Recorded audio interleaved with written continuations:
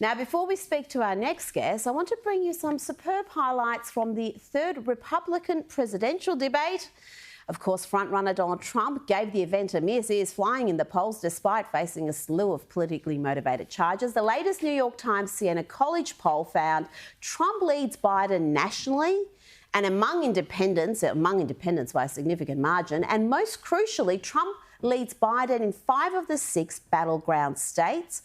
And as the New York Times noted, the more diverse the swing state, the bigger the lead for Trump.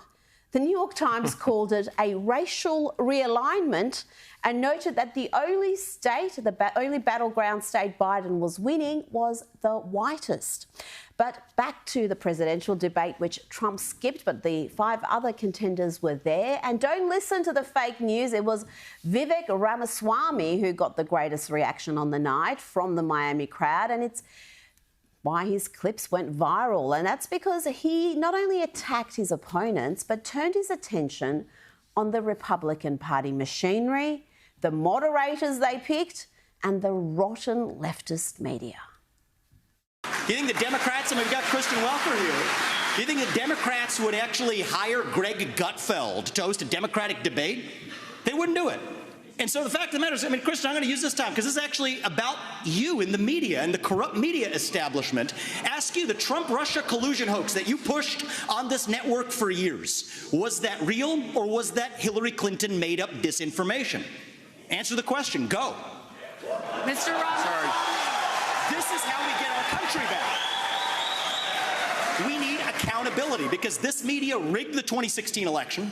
They rigged the 2020 election with the Hunter Biden laptop story. Mr. Ramaswamy, and they're going to rig this election. Your time is up. Accountability. Let me turn to Governor Christie. He mentioned Kristen Walker there pushing the Russian collusion lies for years, but did she really do that? Well, let's go to the tape.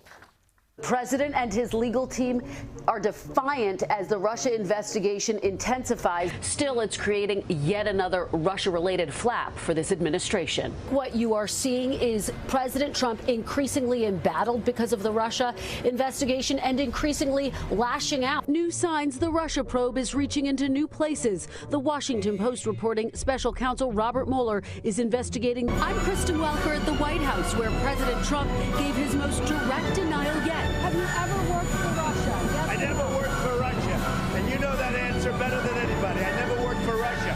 Not only did I never work for Russia, I think it's a disgrace that you even asked that question, because it's a whole big fat hoax. That after he didn't directly deny he was a Russian agent on Fox News. After he didn't deny he was a Russian agent. Yes, he was 100% right. It was a big fat hoax. They all acknowledge that now. It was designed to undermine his presidency, and Kristen Walker and many others were happy to push this obvious lie for years, and now the RNC picks her to moderate their presidential debate. What? And Vivek didn't just go after the media. He didn't miss Nikki Haley either. You have the likes of Nikki Haley, who stepped down from her time at the UN. Bankrupt or in debt was her family.